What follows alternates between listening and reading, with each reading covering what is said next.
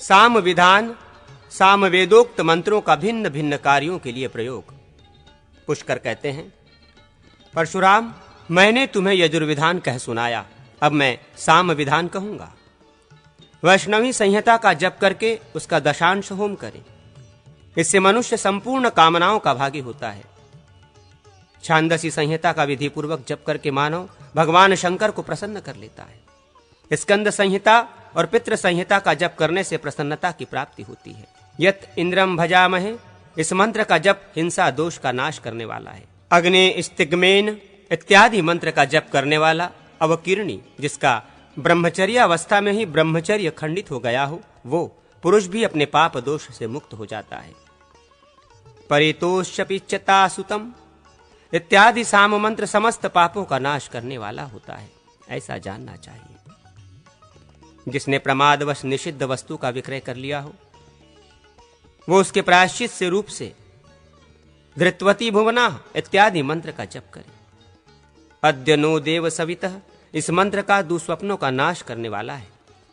भृगुश्रेष्ठ परशुराम, अबोध्यग्नि इत्यादि मंत्र से विधिवत धृत का हवन करें, फिर शेष धृत से मेखलाबंध करधनी आदि का सेचन करें। वो मेखलाबंध ऐसी स्त्रियों को धारण करावे जिनके गर्भ गिर जाते रहे हो। तदनंतर बालक के उत्पन्न होने पर उसे पूर्वोक्त मंत्र से अभिमंत्रित मणि पहनावे। सोमम राजा नमः मंत्र के जप से रोगी व्याधियों से छुटकारा पाता है। सर्प साम का प्रयोग करने वाले को कभी सर्पों से भय प्राप्त नहीं होता। ब्राह्मण, मां पापात वयाय नौ, इस मंत्र से सहस्त्र आहुतियां देकर शतावरी युक्त मणि बांधने से शस्त्र भय को नहीं प्राप्त होता। दीर्घतम सोकर, इस साम मंत्र से हवन करने पर प्रचुर अन्न की प्राप्ति होती है।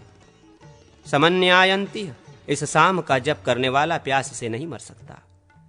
त्वमिमावशौधि, इस मंत्र का जप करने से मनुष्य कभी व्याधिग्रस्त नहीं होता। मार्ग में देवव्रत साम का जप करके मानव भय से छुटकारा पा जाता है। यदिंद्रो अनुनयत, ये मंत्र हवन करने पर सौभाग्य की वृद्धि करता है। परशुराम, भगोन चित्रो, इस मंत्र का जप करके नेत्रों में लगाया गया अंजन हितकारक एवं सौभाग्यवर्धक होता है। इसमें अन्यथा विचार नहीं करना चाहिए। इंद्र, इस पद से प्रारंभ होने वाले मंत्र वर्ग का जप करे, इससे सौभाग्य की वृद्धि होती है। परिप्रिया दिवह कवि, ये मंत्र जिसे प्राप्त करने की इच्छा हो उस स्त्री को सुनावे। परशुराम, ऐसा करने से वो स्त्री उसे चाहने लगती है। इसमें अन्यथा विचार नहीं करना चाहिए। रथंतर साम एवं वामदेव साम ब्रह्म तेज की वृद्धि करने वाले हैं। इंद्रमिद गाथिनो इत्यादि मंत्र का जप करके धृत में मिलाया हुआ बचा चूर्ण प्रतिदिन बालक को खिलाएं, इससे वो श्रुतिधर हो जाता है। अर्थात एक बार सुनने से ही उसे शास्त्र की पंक्तियां याद हो जाती हैं। रथंतर साम का जप एवं उसके द्वारा होम करके पुरुष निसंदेह पुत्र प्राप्त कर लेता है। मयि श्री मयि वर्चो अथो, ये मंत्र लक्ष्मी की वृद्धि करने वाला है। इसका जप करना चाहिए। प्रतिदिन वैरूपष्टाक वैरूप्य साम के 8 मंत्र का पाठ करने वाला लक्ष्मी की प्राप्ति करता है। सप्ताष्टक का प्रयोग करने वाला समस्त कामनाओं को प्राप्त कर लेता है। जो मनुष्य प्रतिदिन प्रातःकाल एवं सायंकाल आलस्य रहित होकर गव्यो शृणो यथा, इस मंत्र से गौओं का उपस्थान करता है, उसके घर में गौ में सदा बनी रहती हैं। वात आवातु भेषजम मंत्र से 1 द्रोण धृत मिश्रित यवों का विधि पूर्वक होम करके मनुष्य सारी माया को नष्ट कर देता है। प्रदेवय दासो आदि साम से तिलों का होम करके मनुष्य अभिचारक कर्म को शांत कर देता है। अभी त्वाशुर नोमुनुम, इस साम को अंत में वषटकार से संयुक्त करके इससे वासक अंडूसा वृक्ष की 1000 समिधाओं का होम युद्ध में विजय की प्राप्ति कराने वाला है। उसके साथ वामदेव साम का 1000 बार जप और उसके द्वारा होम किया जाए तो वो युद्ध में विजयदायक होता है। विद्वान पुरुष सुंदर पिष्टमय हाथी, घोड़े एवं मनुष्यों का निर्माण करे, फिर शत्रु पक्ष के प्रधान वीरों को लक्ष्य में रखकर उस पसीजे हुए पिष्टमय पुरुषों के छुरे से टुकड़े टुकड़े कर डाले। तदनंतर मंत्रवेत्ता पुरुष उन्हें सरसों के तेल में भिगोकर अभी त्वाशुर नोनुमोह, इस मंत्र से उनका क्रोध पूर्वक हवन करे। बुद्धिमान पुरुष यह विचारक कर्म करके संग्राम में विजय प्राप्त करता है। गारूढ़, वामदेव, रथंतर एवं बृहद्रथ साम निसंदेह समस्त पापों का शमन करने वाले कहे गए। अथर्व विधान अथर्व वेदोक्त मंत्रों का विभिन्न कर्मों में विनियोग। पुष्कर कहते हैं, परशुराम, साम विधान कहा गया, अब मैं अथर्व विधान का वर्णन करूंगा। शांतायित्य गण के उद्देश्य से हवन करके मानव शांति प्राप्त करता है। वैशज गण के उद्देश्य से होम करके होता समस्त रोगों को दूर करता है। त्रिसप्तीय गण के उद्देश्य से आहुतियां देने वाला संपूर्ण पापों से मुक्त हो जाता है। अभय गण के उद्देश्य से होम करने पर मनुष्य किसी स्थान पर भी भय नहीं प्राप्त करता। परशुराम, अपराजित गण के उद्देश्य से हवन करने वाला कभी पराजित नहीं होता। आयुष्य गण के उद्देश्य से आहुतियां देकर मानव दुर्मृत्यु को दूर कर देता है। स्वस्थ नयन गण के उद्देश्य से हवन करने पर सर्वत्र मंगल की प्राप्ति होती है। शर्ण वर्ण मण के उद्देश्य से होम करने वाला कल्याण का भागी होता है। वास्तुष्पतत्त गण के उद्देश्य से आहुतियां देने पर वास्तु दोष की शांति होती है। रौद्र गण के लिए हवन करके होता संपूर्ण दोषों का विनाश कर देता है। निम्नांकित 18 प्रकार की शांतियों में इन 10 गणों के द्वारा होम करना चाहिए। वे 18 शांतियां ये हैं: वैष्णवी, ऐन्द्रिय, ब्राह्मी, रौद्री, वायवा, वारुणी, कौबेरी, भार्गवी, प्राजापत्या, त्वाष्टी, कौमारी, आग्नेयी, मारुदगणी, गांधर्वी, नैऋतिकी, आंगीरसी, याम्या एवं कामनाओं को पूर्ण करने वाली पार्थिवी शांति। यतस्वान मृत्यु इत्यादि आर्थवर्ण मंत्र का जप मृत्यु का नाश करने वाला है।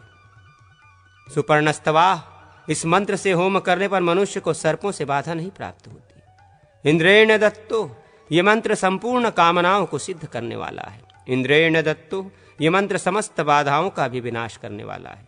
इमाया देवी, ये मंत्र सभी प्रकार की शांतियों के लिए उत्तम है। देवा मरुतः, ये मंत्र समस्त कामनाओं को सिद्ध करने वाला है। यमस्य लोकादः, ये मंत्र दुस्वप्न का नाश करने में उत्तम है। इंद्रिश्च पंचवणिजः, ये मंत्र परम पुण्य का लाभ कराने वाला है। कामों में वाजी, मंत्र से हवन करने पर स्त्रियों के सौभाग्य की वृद्धि होती है।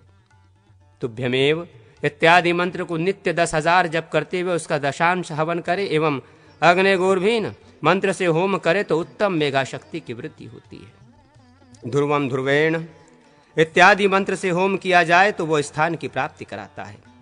अलक्त जीवेति शुनाह, ये मंत्र कृषि लाभ कराने का साधक है। अहम ते भग्न, ये मंत्र सौभाग्य की वृद्धि करने वाला है। ये में पाशाह, मंत्र बंधन से छुटकारा दिलाता है। शपत्वहन, इस मंत्र का जप एवं होम करने से मनुष्य अपने शत्रुओं का विनाश कर सकता है। त्वमुत्तमम, ये मंत्र यश एवं बुद्धि का विस्तार करने वाला है। यथा मृगा, ये मंत्र स्त्रियों के सौभाग्य को बढ़ाने वाला है। ये न चेह दिशम चैव, ये मंत्र गर्भ की प्राप्ति कराने वाला है। अयम ते योनि, इस मंत्र के अनुष्ठान से पुत्र लाभ होता है। शिवम शिवाभि इत्यादि मंत्र सौभाग्य वर्धक है। बृहस्पति नमः परिवातु इत्यादि मंत्र का जप मार्ग में मंगल करने वाला है। मुच्चामि त्वा, ये मंत्र अपमृत्यु का निवारक है। अथर्व शीर्ष का पाठ करने वाला समस्त पापों से मुक्त हो जाता है। ये मैंने तुमसे प्रधानतः मंत्रों के द्वारा साध्य कुछ कर्म बताए हैं। परशुराम, यज्ञ संबंधी वृक्षों की समिधाएं सबसे मुख्य हविष्य है। इसके सिवा धृत, धान्य, श्वेत, सशर्प, अक्षत, तिल, दधि, दुग्ध, कुश, दुर्वा, विल्व और कमल, ये सभी द्रव्य शांति कारक एवं पुष्टिकारक बताए गए हैं। धर्मज्ञ तेल, कर्ण, राई, रुधिर, विष एवं कंटक युक्त समिधाओं का अभिचार कर्म में प्रयोग करे। जो मंत्रों के ऋषि देवता छंद और विनियोग को जानता है वही उन मंत्रों द्वारा कथित कर्मों का अनुष्ठान करे। नाना प्रकार के उत्पात और उनकी शांति के उपाय। पुष्कर कहते हैं, परशुराम, प्रत्येक वेद के श्री सूक्त को जानना चाहिए। वो लक्ष्मी की वृद्धि करने वाला है। हिरण्यवर्णा हिरणी इत्यादि 15 ऋचाएं ऋग्वेदीय श्री सूक्त हैं।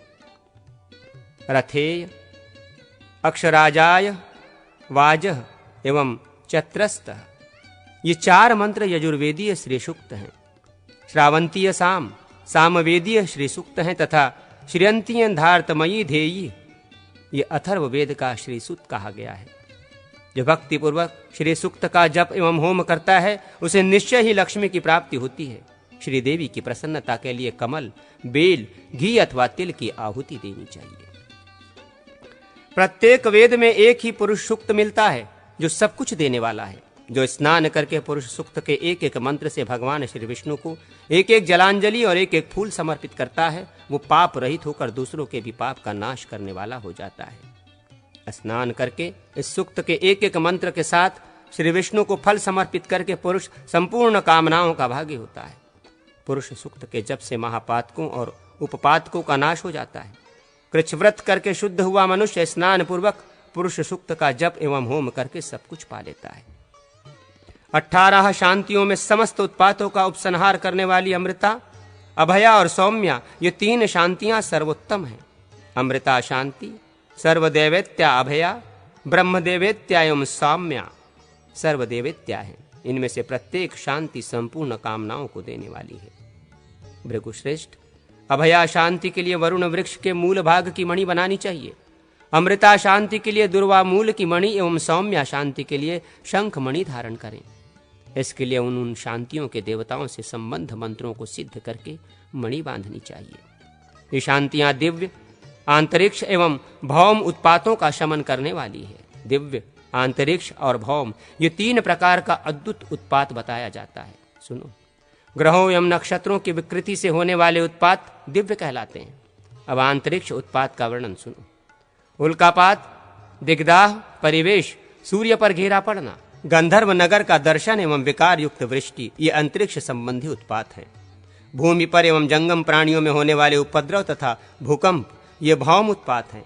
इन त्रिविध उत्पातों के दिखने के बाद 1 सप्ताह के भीतर यदि वर्षा हो जाए तो वो अद्युत निष्फल हो जाता है। यदि 3 वर्ष तक अद्युत उत्पात की शांति नहीं की गई तो वो लोक के लिए भयकारक होता है। जब देवताओं की प्रतिमाएं नाचती, कांपती, जलती, शब्द करती, रोती, पसीना बहाती या हंसती हैं, तब प्रतिमाओं के इस विकार की शांति के लिए उनका पूजन एवं प्राजापत्य होम करना चाहिए। जिस राष्ट्र में बिना जलाए ही घोर शब्द करती हुई आग जल उठती है और ईंधन डालने पर भी प्रज्वलित नहीं होती, वो राष्ट्र राजाओं के द्वारा पीड़ित होता है।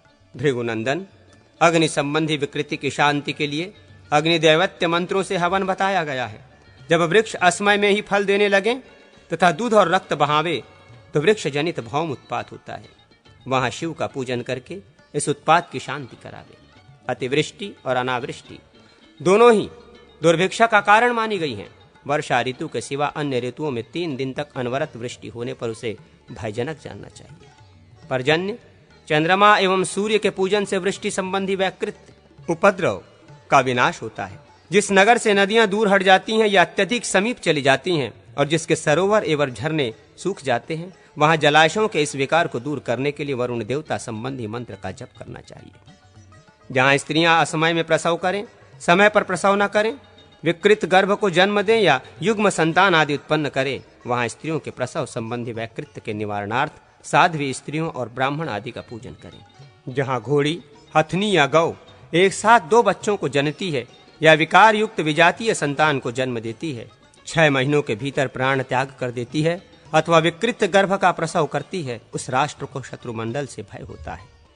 पशुओं के इस प्रसव संबंधी उत्पात की शांति के उपदेश से होम, जप एवं ब्राह्मणों का पूजन करना चाहिए। जब अयोग्य पशु सवारी में आकर जुट जाते हैं, योग्य पशु यान का वहन नहीं करते हैं एवं आकाश में तूर्यनाद होने लगता है, उस समय महान भय उपस्थित होता है। जब अन्य पशु एवं पक्षी ग्राम में चले जाते हैं, ग्राम में पशु वन में चले जाते हैं, स्थलचर जीव जल में प्रवेश करते हैं, जलचर जीव स्थल पर चले जाते हैं, राजद्वार पर गिदड़ियां आ जाती हैं, मुर्गे प्रदोष काल में शब्द करें, सूर्योदय के समय गिदड़ियां रुंदन करें, कबूतर घर में घुस आवे, मांस भोजी पक्षी सिर पर मंडराने लगे, साधारण मक्खी मधु बनाने लगे, कौवे सबकी आंखों के सामने मैथुन में प्रवृत्त हो जाएं, दृढ़ प्रासाद, तोरण, उद्यान, द्वार, परकोटा और भवन अकारण ही गिरने लगे, तब राजा की मृत्यु होती है। जहां धूल या धुएं से 10 दिशाएं भर जाएं, केतु का उदय, ग्रहण, सूर्य और चंद्रमा में छिद्र प्रकट होना, ये सब ग्रहों और नक्षत्रों के विकार हैं। ये विकार जहां प्रकट होते हैं वहां भय की सूचना देते हैं। जहां अग्नि प्रदीप्त न हो, जल से भरे हुए घड़े अकारण ही चूने लगे, तो इन उत्पातों के फल मृत्यु, भय और महामारी आदि होते हैं। ब्राह्मणों और देवताओं की पूजा से तथा जप एवं होम से इन उत्पातों तथा वैश्व देव बलि आदि का वर्णन। पुष्कर कहते हैं, परशुराम, अब मैं देव पूजा आदि कर्म का वर्णन करूंगा जो उत्पातों को शांत करने वाला है, मनुष्य स्नान करके आपोहिंष्टा आदि 3 मंत्रों से भगवान श्री विष्णु को अर्घ समर्पित करे। फिर हिरण्यवर्णा आदि 3 मंत्रों से पाद्य समर्पित करे।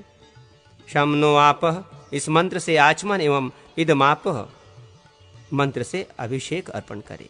रथे यक्षेषु एवं चत्रस्त्र इन 3 मंत्रों से श्रीअंगों में चंदन का अनुलेपन करे। फिर युवा सुवासा मंत्र से वस्त्र और पुष्पति इत्यादि मंत्र से पुष्प एवं धूरसी आदि मंत्र से धूप समर्पित करे। तेजोसी शुक्रमसी इस मंत्र से दीप तथा दधिक्राणो मंत्र से मधुपर्क निवेदन करे। नरश्रेष्ठ तदनंतर हिरण्यगर्भः आदि 8 ऋचाओं का पाठ करके अन्न एवं सुगंधित पेय पदार्थ का नैवेद्य समर्पित करे। इसके अतिरिक्त भगवान को चामर, व्यंजन, पादुका, छत्र, यान एवं आसन आदि जो कुछ भी समर्पित करना हो वो सावित्र मंत्र से अर्पण करे। फिर पुरुष सूक्त का जप करे और उसी से आहुति दें। भगवत विग्रह के अभाव में वेदिका पर स्थित जलपूर्ण कलश में अथवा नदी के तट पर अथवा कमल के पुष्प में भगवान विष्णु का पूजन करने से उत्पातों की शांति होती है। काम में बलिवैश्व देव प्रयोग भूमिस्थ वेदी का मार्जन एवं प्रोक्षण करके उसके चारों ओर कुश को बिछावे। फिर उस पर अग्नि को प्रदीप्त करके उसमें होम करे। महाभाग परशुराम मन और इंद्रियों को संयम में रखते हुए सब प्रकार की रसोई में से अग्रमाशन निकालकर गृहस्थ द्विज क्रमशः वासुदेव आदि के लिए आहुतियां दें। मंत्र वाक्य इस प्रकार है। प्रभवे अव्यवयाय देवाय वासुदेवाय नमः स्वाहा। अग्ने नमः स्वाहा। सोमाय नमः स्वाहा। मित्राय नमः स्वाहा। वरुणाय नमः स्वाहा। इंद्राय नमः स्वाहा। इंद्राय गृभभ्याम नमः स्वाहा। विश्वभ्यो देवोभ्यो नमः स्वाहा। प्रजापतये नमः स्वाहा। अनुमत्यै नमः स्वाहा। धन्वन्तरे नमः स्वाहा। वाशौष्पते नमः स्वाहा। देवय नमः स्वाहा एवं अग्नेय स्वित कृते नमः स्वाहा। इन देवताओं को उनका चतुरंथ नाम लेकर एक एक ग्रास अन्न की आहुति दें। तत्पश्चात निम्नांकित रीति से बलि समर्पित करें। धर्मज्ञ पहले अग्नि दिशा से आरंभ करके तक्षा, उपतक्षा, अश्वा, उर्णा, निरुंधी, निमिरणिका, अश्वनपंती तथा मेघपत्नी इनको बलि अर्पित करे। भृगुनंदन यही समस्त बाल भगनी देवियों के नाम हैं। क्रमशः आग्नेय आदि दिशाओं में आरंभ करके इन्हें बलि दे। बलि समर्पण के वाक्य इस प्रकार है। तक्षाय नमः आग्नेययाम उपस्तक्षाय नमः याम्य। अक्ष्वाभ्यो नमः निरिक्ते उर्णाभ्यो नमः वारुणयाम। निरुंधय नमः वायव्ये धूर्मिणकाय नमः उदिच्याम। अस्वस्थपंतये नमः ऐशान्याम मेघपत्न्यम नमः प्राच्याम। भार्गव तदनंतर नंदिनी आदि शक्तियों को बलि अर्पित करें तथा नंदिनय नमः सुभाग्यम नमः अथवा सौभाग्याय नमः, सुमंगले नमः, भद्रकालेय नमः इन चारों के लिए पूर्वादि चारों दिशाओं में बलि देकर किसी खंबे या खूंटे पर लक्ष्मी आदि के लिए बलि दे। यथा श्रेय नमः, हिरण्यकेश्ये नमः तथा वनस्पते नमः। द्वार पर दक्षिण भाग में धर्म ममाय नमः, वाम भाग में अधर्म ममाय नमः। घर के भीतर ध्रुवाय नमः, घर के बाहर मृत्यवे नमः तथा जलाशय में वरुणाय नमः इस मंत्र से बलि अर्पित करें। फिर घर के बाहर भूतेभ्यो नमः इस मंत्र से भूत बलि दें। घर के भीतर धनदाय नमः कहकर कुबेर को बलि दें। इसके बाद मनुष्य घर के पूर्व दिशा में इंद्राय नमः, इंद्र पुरुषोभ्ये नमः इस मंत्र से इंद्र और इंद्र के पार्षद पुरुषों को बलि अर्पित करें। तत्पश्चात दक्षिण में यमाय नमः, यम पुरुषोभ्ये नमः इस मंत्र से वरुणाय नमः, वरुण पुरुषोभ्ये नमः इस मंत्र से पश्चिम में सोमाय नमः, सोम पुरुषोभ्ये नमः इस मंत्र से उत्तर में और ब्राह्मणे वास्तोष्पते नमः, ब्रह्म पुरुषेभ्ये नमः इस मंत्र से ग्रह के मध्य भाग में बलि दे। विषभ्यो देवभ्यो नमः इस मंत्र से घर के आकाश में ऊपर की ओर बलि अर्पित करे। स्थिंडलाय नमः इस मंत्र से पृथ्वी पर बलि दे। तत्पश्चात दिवाचार्यभ्यो भूतेभ्यो नमः इस मंत्र से दिन में बलि दे तथा रात्रिचार्यभ्यो भूतेभ्यो नमः इस मंत्र से रात्रि में बलि अर्पित करे। घर के बाहर जो बलि दी जाती है उसे प्रतिदिन सायंकाल और प्रातःकाल देते रहना चाहिए। यदि दिन में श्राद्ध संबंधी पिंडदान किया जाए तो उस दिन सायंकाल में बलि नहीं देनी चाहिए। पितृ श्राद्ध में दक्षिणाग्र कुशों पर पहले पिता को, फिर पितामह को और उसके बाद प्रपितामह को पिंड देना चाहिए। इसी प्रकार पहले माता को, फिर पितामही को, फिर प्रपितामही को पिंड अथवा जल दें। इस प्रकार पितृयाग करना चाहिए। बने हुए पाक में से बलि वैश्वदेव करने के बाद 5 बलियां दी जाती हैं। उनमें सर्वप्रथम गो बलि है, किंतु यहाँ पहले काक बलि का विधान किया गया है। काक बलि इंद्रवारुण्य वा ययाव वा याम्या व नैरित्वाक्षिये ये काकाः प्रतिग्रहन्तु इमं पिंडम मयोदधृतम। जो इंद्र, वरुण, वायु, यम एवं नैऋत्य देवताओं की दिशा में रहते हैं, वे काक मेरे द्वारा प्रदत्त ये पिंड ग्रहण करें। इस मंत्र से काक बलि देकर निम्नांकित मंत्र से कुत्तों के लिए अन्न का ग्रास दें। कुक्कुर बलि विवस्तौ कुलय जातौ द्वौ श्याम शबलौ शुनौ ताभ्याम पिंडम प्रदास्यामि रक्षताम पथिमा सदा। श्याम और शबल काले और चितकबरे रंग वाले 2 श्वान विवस्वान के कुल में उत्पन्न हुए हैं। मैं उन दोनों के लिए पिंड प्रदान करता हूँ। वे लोग परलोक के मार्ग में सदा मेरी रक्षा करें। गोग्रास सौरभ्येये सर्वनिहिताः पवित्राः पापनाशनाः प्रतिग्रहन्तु में ग्रासम ग्रावस्त्रैलोक्य मातरः। त्रैलोक के जननी सुरभिपुत्री गौवें सबका हित करने वाली, पवित्र एवं पापों का विनाश करने वाली हैं। वे मेरे द्वारा दिए हुए ग्रास को ग्रहण करें। इस मंत्र से गोग्रास देकर स्वस्तयन करें, फिर याचकों को भिक्षा दिलावें। तदनंतर दीन प्राणियों एवं अतिथियों का अन्न से सत्कार करके गृहस्थ स्वयं भोजन करें। अनाहिताग्नि पुरुष निम्नलिखित मंत्रों से जल में अन्न की आहुतियां दें। ओम भूः स्वाहा, ओम भुवः स्वाहा, ओम स्वः स्वाहा, ओम भूर्भुवः स्वः स्वाहा, ओम देवकृत सेन सोवय जन्मसि स्वाहा, ओम पितृकैन सेन सोवय जन्मसि स्वाहा, ओम आत्मकृत सेन सोवय जन्मसि स्वाहा, ओम मनुष्यकृत सेन सोवय जन्मसि स्वाहा, ओम ऐनस ऐनसो वय जन्मसि स्वाहा। यच्चाहमेनो विद्वाचकार यच्चा विद्वन्ता हस्ताय सर्वहस्तेन सोवयस जन्मसि स्वाहा। अग्नेय स्विष्टकृत्ते स्वाहा, ओम प्रजापतये स्वाहा। ये मैंने तुमसे विष्णु पूजन एवं बलिवैश्व देव का वर्णन किया। दिक्पाल स्नान की विधि का वर्णन। पुष्कर कहते हैं, परशुराम, अब मैं संपूर्ण अर्थों को सिद्ध करने वाले शांतिकारक स्नान का वर्णन करता हूं, सुनो। बुद्धिमान पुरुष नदी तट पर भगवान श्री विष्णु एवं ग्रहों को स्नान करावें। ज्वर जनित पीड़ा आदि में तथा विघ्नराज एवं ग्रहों के कष्ट से पीड़ित होने पर उस पीड़ा से छूटने वाले पुरुष को देवालय में स्नान करना चाहिए। विद्या प्राप्ति की अभिलाषा रखने वाले छात्र को किसी जलाशय अथवा घर में ही स्नान करना चाहिए तथा विजय की कामना वाले पुरुष के लिए तीर्थ जल में स्नान करना उचित है। जिस नारी का गर्भ स्खलित हो जाता है उसे पुष्करणी में स्नान कराए। जिस स्त्री के नवजात शिशु की जन्म लेते ही मृत्यु हो जाती हो वो अशोक वृक्ष के समीप स्नान करे। रजोदर्शन की कामना करने वाले स्त्री पुष्पों से शोभायमान उद्यान में और पुत्राभिलाषिणी समुद्र में स्नान करे। सौभाग्य की कामना वाली स्त्रियों को घर में स्नान करना चाहिए, परंतु जो सब कुछ चाहते हो ऐसे सभी स्त्री पुरुषों को भगवान विष्णु के अर्चा विग्रहों के समीप स्नान करना उत्तम है। श्रवण, रेवती एवं पुष्य नक्षत्रों में सभी के लिए स्नान करना प्रशस्त है। काम में स्नान करने वाले मनुष्य के लिए 1 सप्ताह पूर्व से ही उबटन लगाने का विधान है।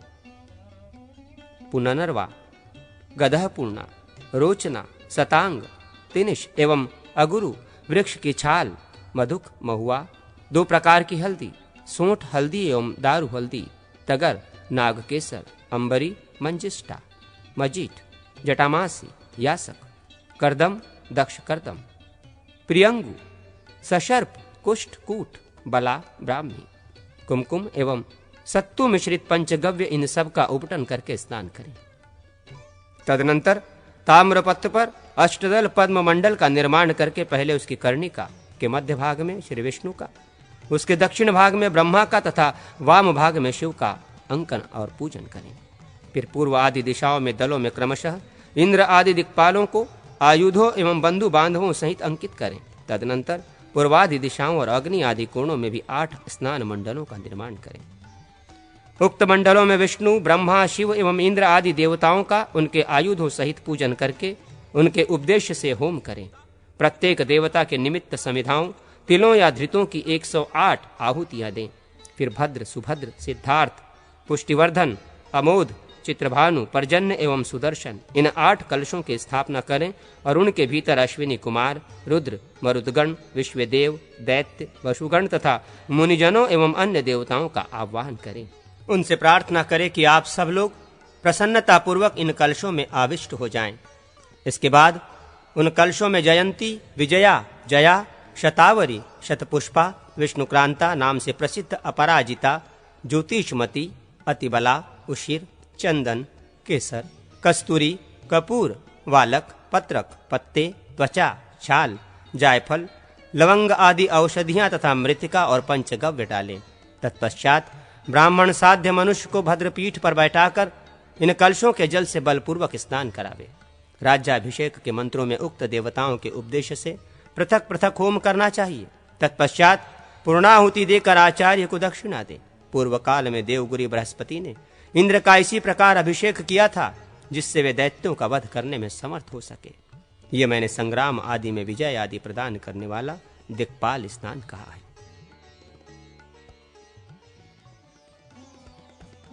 विनायक स्नान विधि। पुष्कर कहते हैं परशुराम, जो मनुष्य विघ्नराज विनायक द्वारा पीड़ित है, उसके लिए सर्व मनोरथ साधक स्नान की विधि वर्णन करता हूं। कर्म में विघ्न और उसकी सिद्धि के लिए विष्णु, शिव और ब्रह्मा जी ने विनायक को पुष्पदंत आदि गणों के अधिपति पद पर प्रतिष्ठित किया है। विघ्नराज विनायक के द्वारा जो ग्रस्त है, उस पुरुष के लक्षण सुनो। वो स्वप्न में बहुत अधिक स्नान करता है, और वो भी गहरे जल में। उस अवस्था में वो ये भी देखता है कि पानी का स्रोत मुझे बहाए लिए जाता है अथवा मैं डूब रहा हूं। वो मुंड मुड़ाए और गेरुआ वस्त्र धारण करने वाले मनुष्यों को भी देखता है।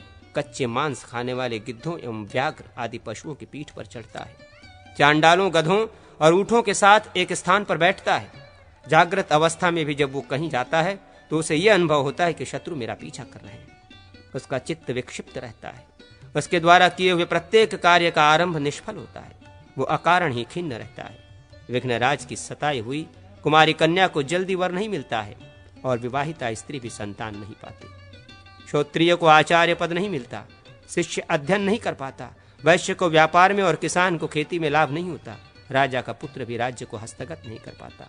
ऐसे पुरुष को किसी पवित्र दिन एवं शुभ मुहूर्त में विधि पूर्वक स्नान करना चाहिए। हस्त, पुष्य, अश्विनी, मृगशीरा तथा श्रवण नक्षत्र में किसी भद्रपीठ पर स्वस्तिवाचन पूर्वक बिठाकर उसे स्नान कराने का विधान है।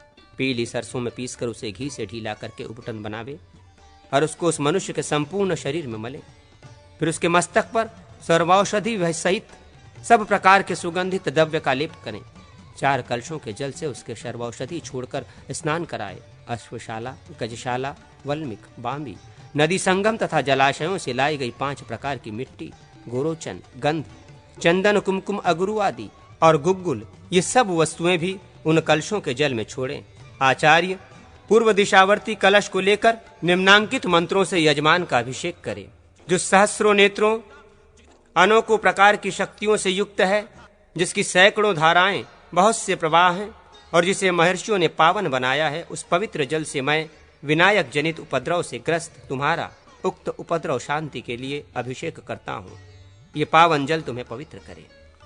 तदनंतर दक्षिण दिशा में स्थित द्वितीय कलश लेकर नीचे लिखे मंत्र को पढ़ते हुए अभिषेक करे। राजा, वरुण, सूर्य, बृहस्पति, इंद्र, वायु तथा सप्त ऋषिगण ने तुम्हें कल्याण प्रदान किया है। फिर तीसरा पश्चिम कलश लेकर निम्नांकित मंत्र से अभिषेक करे। तुम्हारे केशों में, सीमंत में, मस्तक पर, ललाट में, कानों में और नेत्रों में भी जो दुर्भाग्य या अकल्याण है, उसे जल देवता सदा के लिए शांत करें।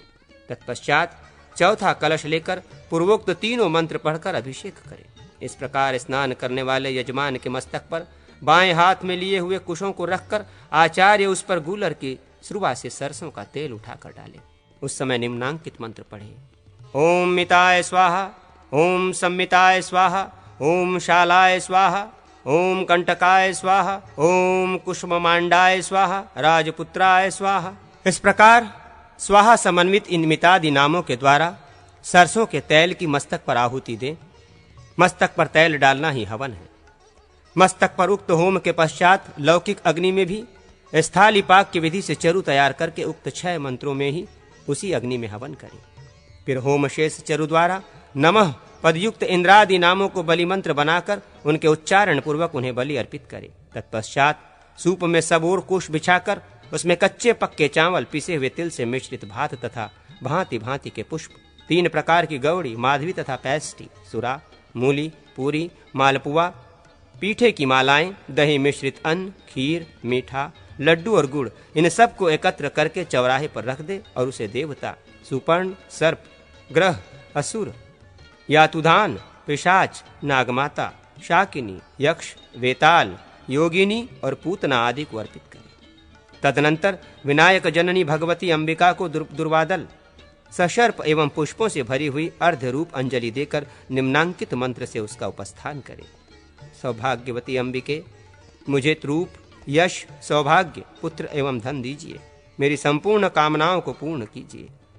इसके बाद ब्राह्मणों को भोजन करावे तथा आचार्य को 2 वस्त्र प्रदान करें। इस प्रकार विनायक और ग्रहों का पूजन करके मनुष्य धन और सभी कार्यों में सफलता प्राप्त करता है। माहेश्वर स्नान आदि विविध स्नानों का वर्णन, भगवान विष्णु के पूजन से तथा गायत्री मंत्र द्वारा लक्ष्य होमादि से शांति की प्राप्ति का कथन।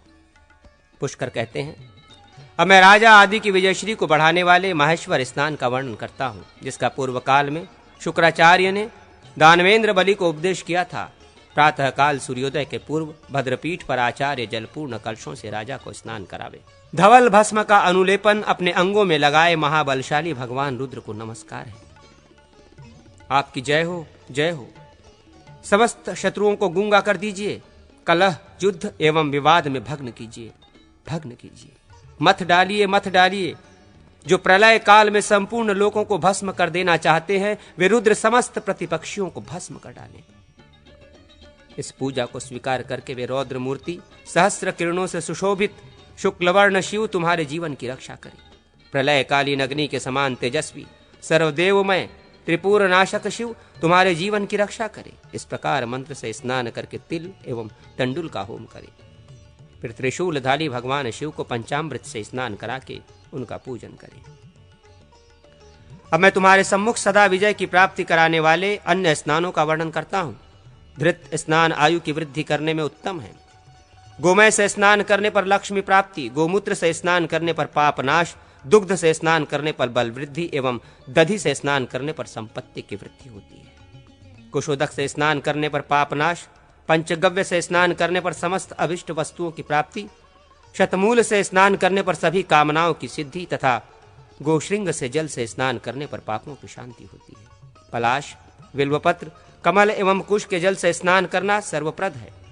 बचा 2 प्रकार की हल्दी और मोथा मिश्रित जल से किया गया स्नान राक्षसों के विनाश के लिए उत्तम है। इतना ही नहीं, वो आयु, यश, धर्म और मेघा की भी वृद्धि करने वाला है। स्वर्ण जल से किया गया स्नान मंगलकारी होता है। रजत और ताम्र जल से किए गए स्नान का भी यही फल है। रत्न मिश्रित जल से स्नान करने पर विजय, सब प्रकार के गंधों से मिश्रित जल द्वारा स्नान करने पर सौभाग्य, फलोदक से स्नान करने पर आरोग्य तथा धात्री फल के जल के स्नान करने पर उत्तम लक्ष्मी की प्राप्ति होती है। तिल एवं श्वेत सशर्प के जल से स्नान करने पर लक्ष्मी, प्रियंगुजल से स्नान करने पर सौभाग्य, पद्म, उत्पल तथा कदम्ब मिश्रित जल से स्नान करने पर लक्ष्मी एवं बला वृक्ष के जल से स्नान करने पर बल की प्राप्ति होती है। भगवान श्री विष्णु के चरणोदक द्वारा स्नान सब स्नानों से श्रेष्ठ है। एकाकी मनुष्य मन में एक कामना लेकर विधि पूर्वक एक ही स्नान करे। वो आक्रंदयति आदि सूक्त से अपने हाथ में मणि मन का बांधे। वो मणि कूट, पाट, त्वचा, सोंठ, शंख अथवा लोहे आदि की होनी चाहिए। समस्त कामनाओं के ईश्वर भगवान श्री हरि ही हैं, अतः उनके पूजन से ही मनुष्य संपूर्ण कामनाओं को प्राप्त कर लेता है। जो मनुष्य धृत मिश्रित दुग्ध से स्नान करा के श्री विष्णु का पूजन करता है, वो पित्त रोग का नाश कर देता है। उनके उपदेश से 5 मूंगों की बलि देकर मनुष्य अतिसार से छुटकारा पा जाता है। भगवान श्री हरि को पंचगव्य से स्नान कराने वाला वात रोग का नाश करता है। द्वे स्नेह द्रव्य से स्नान करा के अतिशय श्रद्धा पूर्वक उनका पूजन करने वाला कफ संबंधी रोग से मुक्त हो जाता है। धृत, तैल एवं मधु द्वारा कराया गया स्नान त्रिरस स्नान माना गया है। धृत और जल से किया गया स्नान द्वे स्नेह स्नान तथा धृत तेल मिश्रित जल का स्नान समल स्नान है। मधु, इख का रस और दूध, इन तीनों से मिश्रित जल द्वारा किया गया स्नान त्रिमधुर स्नान है। धृत, इक्षुरस तथा शहद ये त्रिरस स्नान लक्ष्मी की प्राप्ति कराने वाला है। कर्पूर, उशीर एवं चंदन से किया गया अनुलेप त्रिशुक्ल कहलाता है। चंदन, अगुरु, कर्पूर, कस्तूरी एवं कुमकुम, इन पांचों के मिश्रण से किया गया अनुलेपन यदि विष्णु को अर्पित किया जाए तो वो संपूर्ण मनोवांछित फलों को देने वाला है। कर्पूर, चंदन एवं कुमकुम अथवा कस्तूरी, कपूर और चंदन ये त्रिसुगंध समस्त कामनाओं को प्रदान करने वाला है। जायफल, कर्पूर और चंदन ये शीतत्रय माने गए हैं। पीला, सुग्गा पंखी, शुक्ल, कृष्ण एवं लाल ये पंचवर्ण कहे गए हैं। श्रीहरि के पूजन में उत्पल, कमल, जातिस पुष्प तथा त्रिशीत उपयोगी होते हैं। कुमकुम, रक्त कमल और लाल उत्पल ये त्रिरक्त कहे जाते हैं। श्री विष्णु का धूप दीप आदि से पूजन करने पर मनुष्यों को शांति की प्राप्ति होती है। 4 हाथ के चौकोर कुंड में 8 या 16 ब्राह्मण तिल, घी और चावल से लक्ष्य होम या कोटि होम करें। ग्रहों की पूजा करके गायत्री मंत्र से उक्त होम करने पर क्रमशः सब प्रकार की शांति सुलभ होती है। शची की पूजा एवं संवत्सर कर्म, राजा के द्वारा भद्रकाली तथा अनन्यान्य देवताओं के पूजन की विधि, वाहन आदि का पूजन तथा निराजना। पुष्कर कहते हैं, अब मैं राजाओं के करने योग्य संवत्सर कर्म का वर्णन करता हूँ। राजा को अपने जन्म नक्षत्र में नक्षत्र देवता का पूजन करना चाहिए। वो प्रत्येक मास में संक्रांति के समय सूर्य और चंद्रमा आदि देवताओं की अर्चना करे। अगस्त तारा का उदय होने पर अगस्त की एवं चातुर्मास्य में श्रीहरि का जजन करे। श्रीहरि के शयन और उत्तापाथान काल में अर्थात हरि शयनी एकादशी और हरि प्रबोधनी एकादशी के अवसर पर 5 दिन का उत्सव करे। भाद्रपद के शुक्ल पक्ष में प्रतिपदा तिथि को शिविर के पूर्व दिग्भाग में इंद्र पूजा के लिए भवन निर्माण करावे। उस भवन में इंद्रध्वज पताका की स्थापना करके वहां प्रतिपदा से लेकर अष्टमी तक शची और इंद्र की पूजा करे। अष्टमी को वाद्य घोष के साथ उक्त पताका में ध्वजदंड का प्रवेश करावे। फिर एकादशी को उपवास रखकर द्वादशी को ध्वज का उत्तोलन करे। फिर एक कलश पर वस्त्रादि युक्त देवराज इंद्र एवं शची की स्थापना करके उनका पूजन करे। इंद्रदेव की इस प्रकार प्रार्थना कहे, शत्रु विजयी, वृत्तनाशन, पाक शासन, महाभाग देवदेव, आपका अभ्युदय हो। आप कृपा पूर्वक इस भूतल पर पधारे हैं। आप सनातन प्रभु, संपूर्ण भूतों के हित में तत्पर रहने वाले, अनंत तेज से संपन्न विराट पुरुष तथा यश एवं विजय की वृद्धि करने वाले हैं।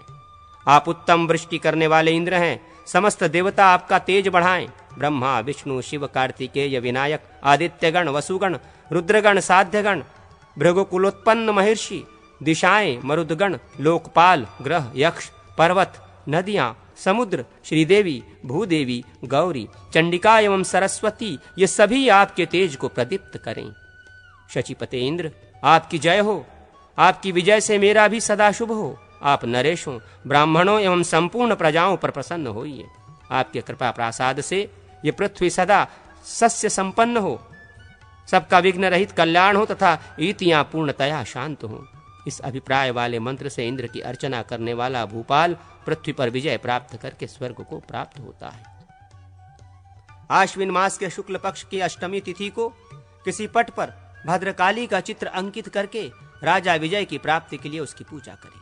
साथ ही आयुध, धनुष, ध्वज, छत्र, राज चिन्ह, मुकुट, छत्र तथा चमर आदि तथा अस्त्र शस्त्र आदि की पुष्प आदि उपचारों से पूजा करें। रात्रि के समय जागरण करके देवी को बलि अर्पित करें। दूसरे दिन पुनः पूजन करें। पूजा के अंत में इस प्रकार प्रार्थना करें, भद्रकाली, महाकाली, दुर्गतिहारिणी, दुर्गे, त्रैलोक्य विजयनीयनी चंडिके, मुझे सदा शांति और विजय प्रदान कीजिए। अब मैं निराजन की विधि कहता हूँ। ईशान कोण में देव मंदिर का निर्माण करावे। वहां 3 दरवाजे लगाकर मंदिर के गर्भगृह में सदा देवताओं की पूजा करें। जब सूर्य चित्रा नक्षत्र को छोड़कर स्वाति नक्षत्र में प्रवेश करते हैं, उस समय से प्रारंभ करके जब तक स्वाति पर सूर्य स्थित रहे तब तक देव पूजन करना चाहिए। ब्रह्मा, विष्णु, शिव, इंद्र, अग्नि, आयु, विनायक, कार्तिकेय, वरुण, विश्रवा के पुत्र कुबेर, यम, विश्वदेव एवं कुमुद, ऐरावत, पद्म, पुष्पदंत, वामन, सुप्रतीक, अंजन एवं नील, इन 8 दिग्गजों की ग्रह आदि में पूजा करनी चाहिए। तदनंतर पुरोहित, धृत, समीधा, श्वेत, सशर्प एवं तिलों का होम करें। 8 कलशों की पूजा करके उनके जल से उत्तम हाथियों को स्नान कराए। तदनंतर घोड़ों को स्नान करावे और उन सब के लिए ग्रास दे। पहले हाथियों को तोरण द्वार से बाहर निकाले, परंतु गोपुर आदि का उल्लंघन न करावे। तदनंतर सब लोग वहां से निकलें और राज चिन्हों की पूजा घर में ही की जाए। शतभिषा नक्षत्र में वरुण का पूजन करके रात्रि के समय भूतों को बलि दें। जब सूर्य विशाखा नक्षत्र पर जाए उस समय राजा आश्रम में निवास करे। उस दिन वाहनों को विशेष रूप से अलंकृत करना चाहिए। राज चिन्हों की पूजा करके उन्हें उनके अधिकृत पुरुषों के हाथों में दें। धर्मज्ञ परशुराम, फिर कालज्ञ ज्योतिषी हाथ, अश्व, छत्र, खड्ग, धनुष, दुदुम्भी, ध्वजा एवं पताका आदि राज चिन्हों को अभिमंत्रित करें। फिर उन सबको अभिमंत्रित करके हाथी की पीठ पर रखें। ज्योतिषी और पुरोहित भी हाथी पर आरूढ़ हो। इस प्रकार अभिमंत्रित वाहनों पर आरूढ़ होकर तोरण द्वार से निष्क्रमण करें। इस प्रकार राजद्वार से बाहर निकलकर राजा हाथी की पीठ पर स्थित रहकर विधि पूर्वक बलि वितरण करे। फिर नरेश स्वस्थिर चित्त होकर चतुरंगिणी सेना के साथ सर्वसैन्य समूह के साथ जय घोष कराते हुए दिगंत को प्रकाशित करने वाले जलते मसालों के समूह की 3 बार परिक्रमा करें। इस प्रकार पूजन करके राजा जन साधारण को विदा करके राजभवन को प्रस्थान करे। मैंने ये समस्त शत्रुओं का विनाश करने वाली निराजना नामक शांति बतलाई है, जो राजा को अभ्युदय प्रदान करने वाली। छत्र, अश्व, ध्वजा, गज, पताका, खड्ग, कवच और दुदुम्भी की प्रार्थना के मंत्र। पुष्कर कहते हैं, परशुराम, अब मैं छत्र आदि राजोपकरणों के प्रार्थना मंत्र बतलाता हूं, जिनसे उनकी पूजा करके नरेश गण विजय आदि प्राप्त करते हैं। छत्र प्रार्थना मंत्र। महामते छत्र देवता, तुम हिम, कुंद एवं चंद्रमा के समान श्वेत कांति से सुशोभित और पांडुर वर्ण की सी आभा वाले हो। ब्रह्मा जी के सत्य वचन तथा चंद्र, वरुण और सूर्य के प्रभाव से तुम सतत वृद्धिशील हो। जिस प्रकार मेघ मंगल के लिए इस पृथ्वी को आच्छादित करता है, उसी प्रकार तुम विजय एवं आरोग्य की वृद्धि के लिए राजा को आच्छादित करो। अश्व प्रार्थना मंत्र। अश्व, तुम गंधर्व कुल में उत्पन्न हुए, अतः अपने कुल को दूषित करने वाला न होना। ब्रह्मा जी के सत्य वचन से तथा सोम, वरुण एवं अग्निदेव के प्रभाव से, सूर्य के तेज से, मुनिवरों के तप से, रुद्र के ब्रह्मचर्य से और वायु के बल से तुम सदा आगे बढ़ते रहो।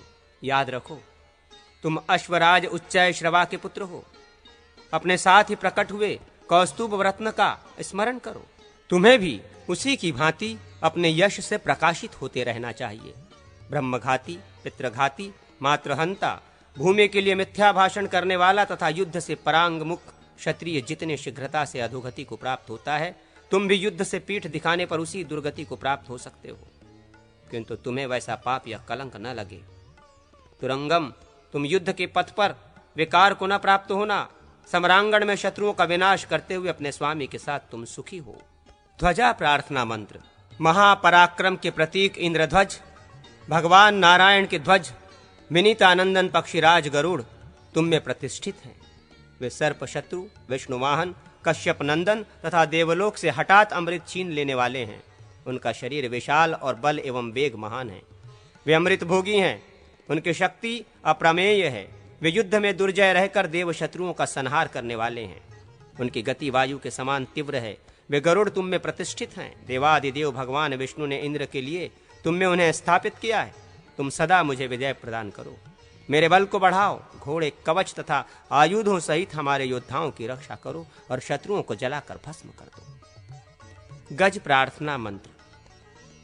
कुमुद, ऐरावत, पद्म, पुष्पदंत, वामन, सुप्रतीक, अंजन और नील, ये 8 देवयोनि में उत्पन्न गजराज हैं। इनके ही पुत्र और पौत्र 8 वनों में निवास करते हैं। भद्र, मंद, मृग एवं संकीर्ण जातीय गज वन वन में उत्पन्न हुए हैं। हे महागजराज, तुम अपनी योनि का स्मरण करो। वसुगण, रुद्र, आदित्य एवं मरुदगण तुम्हारी रक्षा करें। गजेंद्र, अपने स्वामी की रक्षा करो और अपनी मर्यादा का पालन करो। ऐरावत पर चढ़े हुए वज्रधारी देवराज इंद्र तुम्हारे पीछे पीछे आ रहे हैं, ये तुम्हारी रक्षा करें। तुम युद्ध में विजय पाओ और सदा स्वस्थ रहकर आगे बढ़ो। तुम्हें युद्ध में ऐरावत के समान बल प्राप्त हो। तुम चंद्रमा से कांति, विष्णु से बल, सूर्य से तेज, वायु से वेग, पर्वत से स्थिरता, रुद्र से विजय और देवराज इंद्र से यश प्राप्त करो। युद्ध में दिग्गज दिशाओं और दिक्पालों के साथ तुम्हारी रक्षा करें। गंधर्वों के साथ अश्विनी कुमार सब ओर से तुम्हारा संरक्षण करें। मनु, वसु, रुद्र, वायु, चंद्रमा, महर्षिगण, नाग, किन्नर, यक्ष, भूत, प्रमथ, ग्रह, आदित्य, मातृकाओं सहित भूतेश्वर शिव, इंद्र, देव सेनापति कार्तिकेय और वरुण तुम में अधिष्ठित हैं। वे हमारे समस्त शत्रुओं को भस्मसात कर दें और राजा विजय प्राप्त करें। पताका प्रार्थना मंत्र।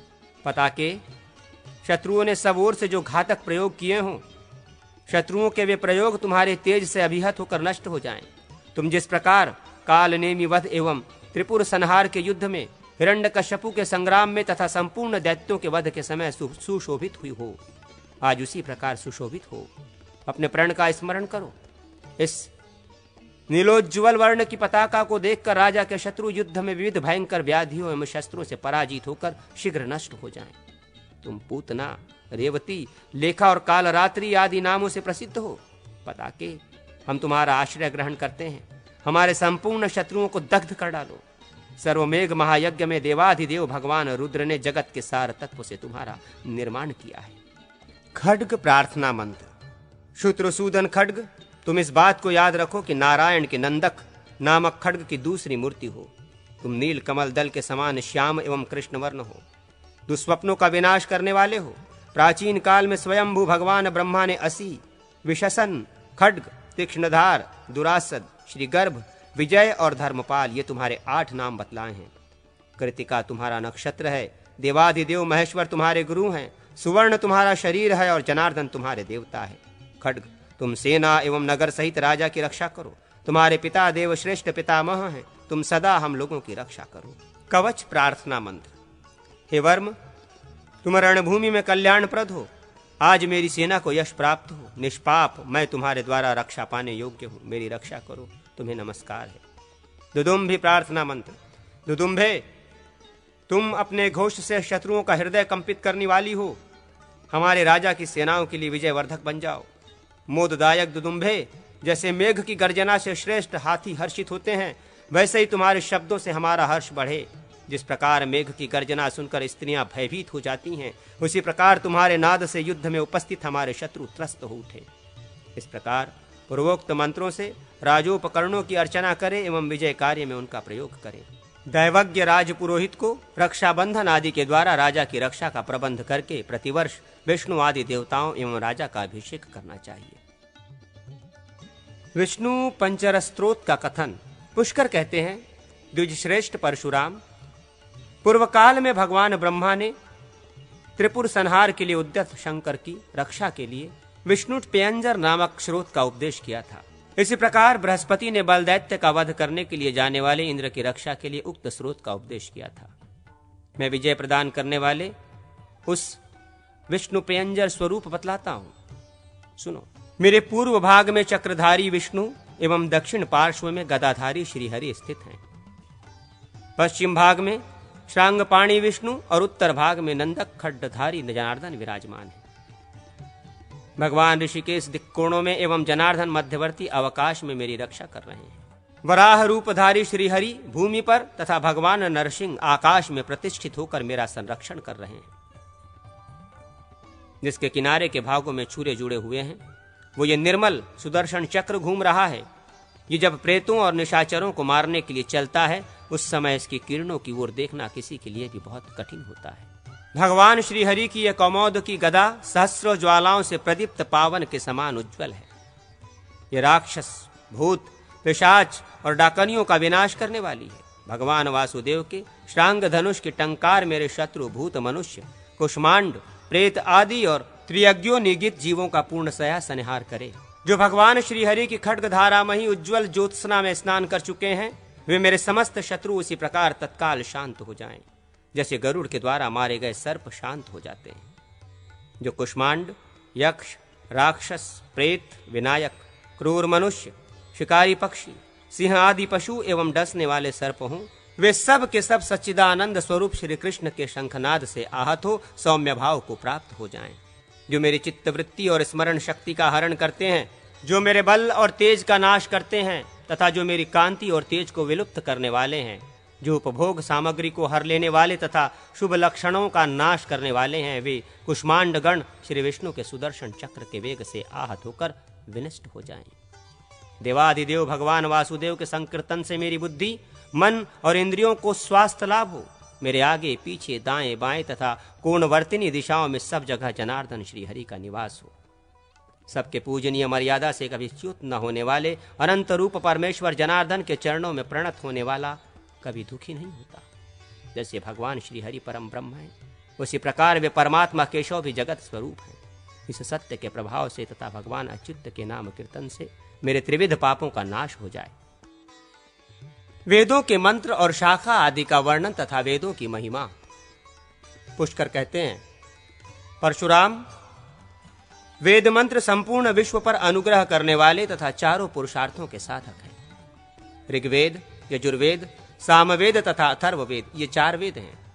इनके मंत्रों की संख्या 1,00,000 है। ऋग्वेद की एक शाखा सांख्यायन और दूसरी शाखा आश्वलायन है। इन 2 शाखाओं में 1 सहस्र तथा ऋग्वेदीय ब्राह्मण भाग में 2 सहस्र मंत्र हैं। श्री कृष्ण द्वैपायन आदि महर्षियों ने ऋग्वेद को प्रमाण माना है। यजुर्वेद में 1900 मंत्र हैं। उसके ब्राह्मण ग्रंथों में 1000 मंत्र हैं और शाखाओं में 1086। यजुर्वेद में मुख्यतः काण्वी, माध्यांदिनी, कठी, माध्यकठी, मैत्रायणी, तैत्तिरीया व शंपायनिया ये शाखाएं विद्यमान हैं। सामवेद में कौथुमी और आथर्वणायनी, राणायनिया ये 2 शाखाएं मुख्य हैं। इनमें वेद, आरण्यक, उक्था और ऊह ये 4 गान हैं। सामवेद में 9425 मंत्र हैं। ये ब्रह्म से संबंधित हैं। यहां तक सामवेद का मान बताया गया है। अथर्ववेद में सुमंतु, जाजली, श्लोकायनी, शौनक, पिप्पलाद और मुंजकेश आदि शाखा प्रवर्तक ऋषि हैं। इसमें 16,000 मंत्र और 100 उपनिषद हैं। व्यास रूप में अवतीर्ण होकर भगवान श्री विष्णु ने वेदों की शाखाओं का विभाग आदि किया है। वेदों के शाखा भेद आदि इतिहास और पुराण सब विष्णु स्वरूप हैं। भगवान व्यास से लोमहर्षण सुत ने पुराण आदि का उपदेश पाकर उनका प्रवचन किया। उनके सुमति, अग्निवर्चा, मित्रयु, शिंशपायन, कृतवृत और सावर्णी ये 6 शिष्य हुए। शिंशपायन आदि ने पुराणों की संहिता का निर्माण किया। भगवान श्रीहरि ही ब्रह्म आदि 18 पुराणों एवं 18 विद्याओं के रूप में स्थित हैं। वे सप्रपंच, निष्प्रपंच तथा मूर्त अमूर्त स्वरूप धारण करने वाले विद्यारूपी श्री विष्णु आग्नेय महापुराण में स्थित हैं। उनको जानकर उनकी अर्चना एवं स्तुति करके मानव भोग और मोक्ष दोनों को प्राप्त कर लेता है। भगवान विष्णु विजयशील, प्रभाव संपन्न तथा अग्नि सूर्य आदि के रूप में स्थित हैं। वे भगवान विष्णु ही अग्नि रूप से देवता आदि के मुख हैं। वे ही सबकी परम गति हैं। वे वेदों और पुराणों में यज्ञ मूर्ति के नाम से गाए जाते हैं। ये अग्नि पुराण श्री विष्णु का ही विराट स्वरूप है। इस अग्नि आग्नेय पुराण के निर्माता और श्रोता श्री जनार्दन ही हैं। इसलिए ये महापुराण सर्ववेदमय, सर्वविद्यामय और सर्वज्ञानमय है। ये उत्तम एवं पवित्र पुराण पठन और श्रवण करने वाले मनुष्यों के लिए सर्वात्मा श्री हरि स्वरूप ही हैं। ये आग्नेय महापुराण विद्यार्थियों के लिए विद्याप्रद, अर्थार्थियों के लिए लक्ष्मी और धन संपत्ति देने वाला, राज्यार्थियों के लिए राज्यदाता, धर्मार्थियों के लिए धर्मदाता, स्वर्गार्थियों के लिए स्वर्गप्रद और पुत्रार्थियों के लिए पुत्रदायक है। गोधन चाहने वाले को गोधन और ग्रामाभिलाषियों को ग्राम देने वाला है। ये कामार्थी मनुष्यों को काम, संपूर्ण सौभाग्य, गुण तथा कीर्ति प्रदान करने वाला है। विजयाभिलाषी पुरुषों को विजय देता है, सब कुछ चाहने वालों को सब कुछ देता है, मोक्ष कामियों को मोक्ष देता है और पापियों के पापों का नाश। विभिन्न पुराणों के दान तथा महाभारत श्रवण में दान पूजन आदि का महात्म्य। पुष्कर कहते हैं, परशुराम, पूर्व काल में लोक पितामह ब्रह्मा ने मरीचि के सम्मुख जिसका वर्णन किया था, 25,000 श्लोकों से समन्वित उस ब्रह्म पुराण को लिखकर ब्राह्मणों को दान दे। स्वर्गाभिलाषी वैशाख की पूर्णिमा को जलधेनु के साथ ब्रह्म पुराण का दान करे। पद्म पुराण में जो पद्म संहिता भूमिखंड है उसमें 12,000 श्लोक हैं। ज्येष्ठ मास की पूर्णिमा को गौ के साथ इसका दान करना चाहिए। महर्षि पाराशर ने 12 कल्प के वृत्तांत को अभिगत करके 23,000 श्लोकों का विष्णु पुराण कहा है। इसे आषाढ़ की पूर्णिमा को जलधेनु सहित प्रदान करें। इससे मनुष्य भगवान विष्णु के परम पद को प्राप्त होता है। 14,000 श्लोकों वाला वायु पुराण भगवान शंकर को अत्यंत प्रिय है। इसमें वायुदेव ने श्वेत कल्प के प्रसंग से धर्म का वर्णन किया है। इस पुराण को लिखकर श्रावण की पूर्णिमा को गुड़धेनु के साथ ब्राह्मण को दान करें। गायत्री मंत्र का आश्रय लेकर निर्मित हुए जिस पुराण में भागवत धर्म का विस्तृत वर्णन है, सारस्वत कल्प का प्रसंग कहा गया है तथा जो वृत्रासुर वध की कथा से युक्त है, उस पुराण को भागवत कहते हैं। इसमें 18,000 श्लोक हैं। इसको सोने के सिंहासन के साथ भाद्रपद की पूर्णिमा को दान करे, जिसमें देवर्षि नारद ने बृहत्कल्प के वृत्तांत का आश्रय लेकर धर्मों की व्याख्या की है, वो नारद पुराण है। उसमें 25,000 श्लोक हैं। आश्विन मास की पूर्णिमा को धेनु सहित उसका दान करे, इससे आत्यंतिक सिद्धि प्राप्त होती है। जिसमें पक्षियों के द्वारा धर्माधर्म का विचार किया गया है। 9,000 श्लोकों वाले उस मार्कंडेय पुराण का कार्तिक की पूर्णिमा को दान करें। अग्निदेव ने वशिष्ठ मुनि को जिसका श्रवण कराया है वो अग्नि पुराण है। इस ग्रंथ को लिखकर मार्गशीर्ष की पूर्णिमा तिथि में ब्राह्मण के हाथ में दे। इस पुराण का दान सब कुछ देने वाला है। इसमें 12,000 ही श्लोक हैं और ये पुराण संपूर्ण विद्याओं का बोध कराने वाला है। भविष्य पुराण सूर्य संभव है। इसमें सूर्यदेव की महिमा बताई गई है। इसमें 14,000 श्लोक हैं। इसे भगवान शंकर ने मनु से कहा है। गुड़ आदि वस्तुओं के साथ पौष की पूर्णिमा को इसका दान करना चाहिए। सावर्ण मनु ने नारद से ब्रह्मवैवर्त पुराण का वर्णन किया है। इसमें रथंतर कल्प का वृत्तांत है और 18,000 श्लोक हैं। माघ मास की पूर्णिमा को इसका दान करे। वराह के चरित्र से युक्त जो वाराह पुराण है उसका भी माघ मास की पूर्णिमा को दान करे। ऐसा करने से दाता ब्रह्मलोक का भागी होता है। जहां अग्निमय लिंग में स्थित भगवान महेश्वर ने आग्नेय कल्प के वृत्तांतों से युक्त धर्मों का विवेचन किया है, वो 11,000 श्लोकों वाला लिंग पुराण है। फाल्गुन की पूर्णिमा को तिलधेनु के साथ उसका दान करके मनुष्य शिवलोक को प्राप्त होता है। वाराह पुराण में भगवान श्री विष्णु ने भूदेवी के प्रति मानव जगत की प्रवृत्ति से लेकर वराह चरित्र आदि उपाख्यानों का वर्णन किया है। इसमें 24,000 श्लोक हैं। चैत्र की पूर्णिमा को गरुड़ पुराण का सुवर्ण के साथ दान करके मनुष्य विष्णु पद को प्राप्त होता है। स्कंद महापुराण 84,000 श्लोकों का है। कुमार स्कंद ने तत्पुरुष कल्प की कथा एवं शैव मत का आश्रय लेकर इस महापुराण का प्रवचन किया है। इसका भी चैत्र की पूर्णिमा को दान करना चाहिए। 10,000 श्लोकों से युक्त वामन पुराण धर्मार्थ आदि पुरुषार्थों का अवबोधक है। इसमें श्री हरि की धौम कल्प से संबंधित कथा का वर्णन है। शरद पूर्णिमा में विषव संक्रांति के समय इसका दान करें। कूर्म पुराण में 8,000 श्लोक हैं। कुर्मावतार श्री हरि ने इंद्रधुम्न के प्रसंग से रसातल में इसको कहा था। इसका सुवर्ण में कच्छप के साथ दान करना चाहिए। मत्स्य रूपी श्री विष्णु ने कल्प के आदि काल में मनु को 13,000 श्लोकों से युक्त मत्स्य पुराण का श्रवण कराया था। इसे हेम निर्मित मत्स्य के साथ प्रदान करें।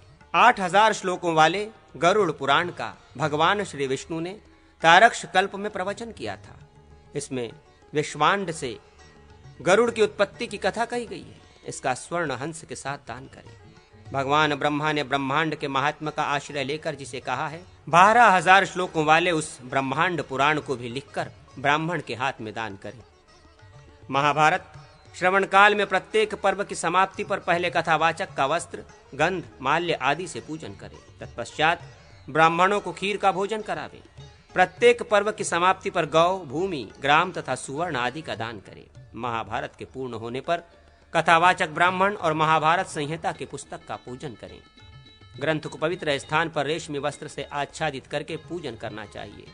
फिर भगवान नर नारायण की पुष्प आदि से पूजा करें। गौ, अन्न, भूमि, सुवर्ण के दान पूर्वक ब्राह्मणों को भोजन कराकर क्षमा प्रार्थना करें। श्रोता को विविध रत्नों का महादान करना चाहिए। प्रत्येक मास में कथावाचक को 2 या 3 मास्य सुवर्ण का दान करें और अयन के प्रारंभ में भी पहले उसके लिए सुवर्ण के दान का विधान है। द्विश्रेष्ठ समस्त श्रोताओं को भी कथावाचक का पूजन करना चाहिए। जो मनुष्य इतिहास एवं पुराणों का पूजन करके दान करता है वो आयु, आरोग्य, स्वर्ग और मोक्ष को भी प्राप्त कर लेता है। सूर्य वंश का वर्णन। अग्निदेव कहते हैं, वशिष्ठ, अब मैं तुमसे सूर्य वंश तथा राजाओं के वंश का वर्णन करता हूं। भगवान विष्णु के नाभि कमल से ब्रह्मा जी प्रकट हुए हैं। ब्रह्मा जी के पुत्र का नाम मरीचि है। मरीचि से कश्यप और कश्यप से विवस्वान सूर्य का जन्म हुआ है। सूर्य की 3 स्त्रियां हैं, संज्ञा, राज्ञी और प्रभा। इनमें से राज्ञी रायवत की पुत्री है। उन्होंने रेवंत नाम वाले पुत्र को जन्म दिया है। सूर्य की प्रभा नाम वाली पत्नी से प्रभात नाम वाला पुत्र हुआ है। संज्ञा विश्वकर्मा की पुत्री है। उसके गर्भ से वैभवस्व मनु और जुड़वी संतान यम और यमुना की उत्पत्ति हुई है। संज्ञा की छाया को भी जो स्त्री रूप में प्रतिष्ठित थी छाया संज्ञा कहते हैं। छाया संज्ञा ने सूर्य के अंश से सावर्णी मनु और शनैश्वर नामक पुत्र को और तप्ती एवं विष्टि नाम वाली कन्याओं को जन्म दिया। तदनंतर अश्वारूप धारिणी संज्ञा से दोनों अश्विनी कुमारों की उत्पत्ति हुई। व्यवस्था व मनु के 10 पुत्र हुए जो उन्हीं के समान तेजस्वी थे। उनके नाम इस प्रकार है: इक्ष्वाकु, नाभाग, दृष्ट, शर्याति, निरैष्यंत, प्रांशु, नृग, सतपुरुषों में श्रेष्ठ दिष्ट, करुष और पृषघ्र। ये 10 महाबली राजा अयोध्या में हुए। मनु की इला नाम वाली एक कन्या भी थी, जिसके गर्भ से बुध के अंश से पुरुरवा का जन्म हुआ। पुरुरवा को उत्पन्न करके इला पुरुष रूप में परिणित हो गई। उस समय उसका नाम सुधुम्न हुआ। सुधुम्न से उत्कल, गय और विनिताक्ष इन 3 राजाओं का जन्म हुआ। उत्कल को उत्कल प्रांत उड़ीसा का राज्य मिला। विनिताक्ष का पश्चिमी दिशा पर अधिकार हुआ तथा राजाओं में श्रेष्ठ गय पूर्व दिशा के राजा हुए, जिनकी राजधानी गयापुरी थी। राजा सुधुम्न वशिष्ठ ऋषि के आदेश से प्रतिष्ठानपुर में आ गए और उसी को अपनी राजधानी बनाया। उन्होंने वहां का राज्य पाकर उसे पुरुरवा को दे दिया। नशियंत के पुत्र शक नाम से प्रसिद्ध हुए।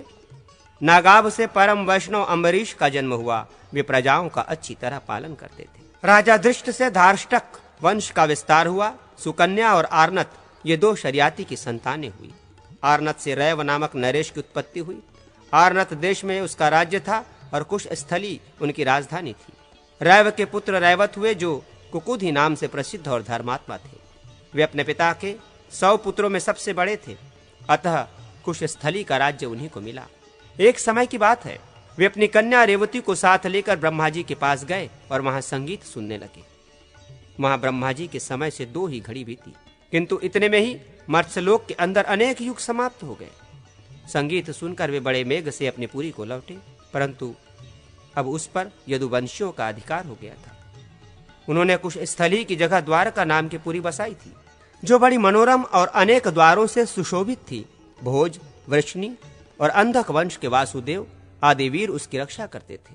वहां जाकर रैवत ने अपनी कन्या रेवती का बलदेव जी से विवाह कर दिया और संसार की अनित्यता जानकर सुमेरु पर्वत के शिखर पर जाकर तपस्या करने लगे। अंत में उन्हें विष्णु धाम की प्राप्ति हुई। नाबाघ के 2 पुत्र हुए जो वैश्या के गर्भ से उत्पन्न हुए थे। वे अपनी विशेष तपस्या के कारण ब्राह्मणत्व को प्राप्त हुए। करुष के पुत्र कारुष नाम से प्रसिद्ध क्षत्रिय हुए जो युद्ध में मतवाले हो उठते थे। प्रशर्घ्र ने भूल से अपने गुरु की गाय की हिंसा कर डाली थी, अतः वे शापवश शूद्र हो गए। मनुपुत्र इक्ष्वाकु के पुत्र विकुक्षु हुए जो कुछ काल के लिए देवताओं के राज्य पर आसीन हुए थे। विकुक्षु के पुत्र कुकुतत्स हुए। कुकुतत्स का पुत्र सुयोधन नाम से प्रसिद्ध हुआ।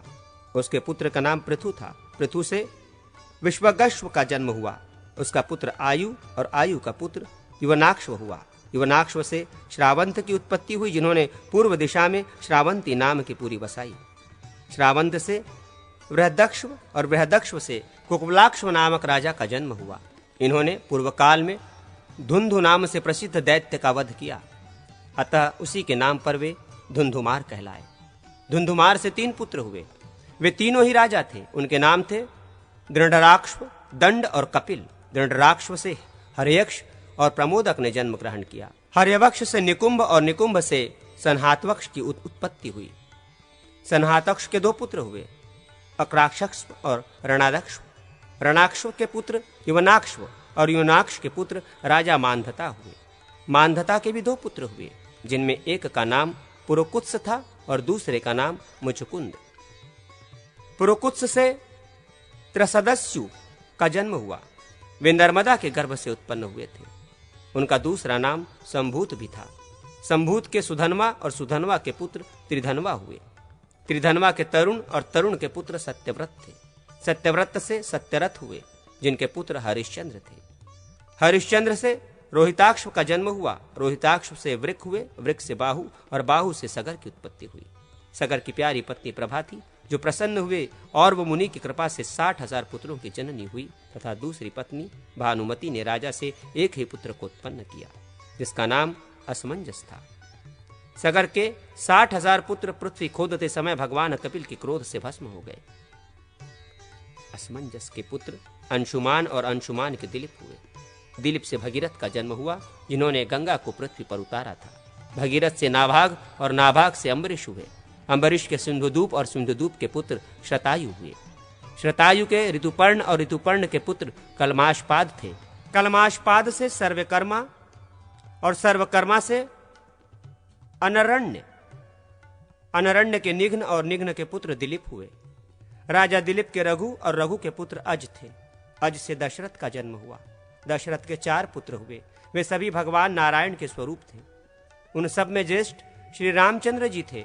उन्होंने रावण का वध किया था। रघुनाथ जी अयोध्या के सर्वश्रेष्ठ राजा हुए। महर्षि वाल्मीकि ने नारद जी के मुंह से उनका प्रभाव सुनकर रामायण के नाम से उनके चरित्र का वर्णन किया था। श्री रामचंद्र जी के 2 पुत्र हुए जो कुल की कीर्ति बढ़ाने वाले थे। वे सीता जी के गर्भ से उत्पन्न होकर कुश और लव के नाम से प्रसिद्ध हुए। कुश से अतिथि का जन्म हुआ। अतिथि के पुत्र निषद हुए। निषद से नल की उत्पत्ति हुई। ये सुप्रसिद्ध राजा दमयंती पति नल से भिन्न है। नल से नभ हुए। नभ से पुंडरिक और पुंडरिक से सुधनवा उत्पन्न हुए। सुधनवा के पुत्र देवानिक और देवानिक के अयनाश्व हुए। अयनाश्व से सहस्त्राश्व और सहस्त्राश्व से चंद्रालोक हुए। चंद्रालोक से तारापीड, तारापीड से चंद्रगिरी और चंद्रगिरी से भानुरथ का जन्म हुआ। भानुरथ का पुत्र श्रुतायु नाम से प्रसिद्ध हुआ। यह स्वाक्षु वंश में उत्पन्न राजा सूर्यवंश का विस्तार करने वाले माने गए हैं।